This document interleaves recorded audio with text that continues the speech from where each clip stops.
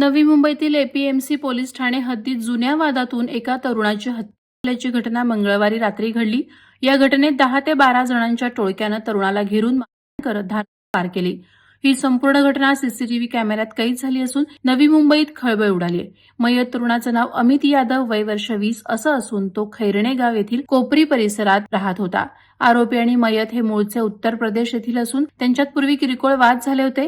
हे वाद मिटवण्यात आले असले तरी आरोपींच्या मनात वैर भावना कायम होती, असं तपासात समोर आलंय। मंगळवारी रात्री 11:30च्या सुमारास अमित यादव हा कोपरी गावातील साईबाबा मंदिर परिसरात असताना आरोपी दुचाकीवरून तेथे आले।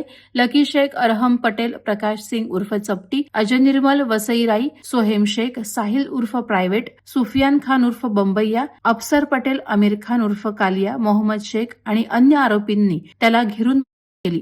त्यानंतर वसीम, अजय, दिनेश आणि सोहेल यांनी धाड केल्याने अमित यादव तेथेच दगावल्याची प्राथमिक माहिती मिळते। घटनेची माहिती मिळताच पोलीस उपायुक्त पंकज डहाणे यांच्या मार्गदर्शनाखाली एपीएमसी पोलिसांनी घटनास्थळी धाव घेतली। काही संशयितांना ताब्यात घेण्यात आलं असून उर्वरित आरोपींचा शोध सुरू असल्याचे पोलिसांनी सांगितले। मात्र ऐन निवडणूक काळात घडलेल्या या घटनेमुळे कायदा आणि सुव्यवस्थेवर प्रश्नचिन्ह उपस्थित झालं आहे। वादळवारा लाईव्हसाठी न्यूज ब्युरो, नवी मुंबई। नवी मुंबई व रायगड जिल्ह्यातील ताज्या बातम्या आणि घडामोडींसाठी सबस्क्राईब करा वादळवारा लाईव्ह चॅनल आणि दाबा बेल आयकॉन।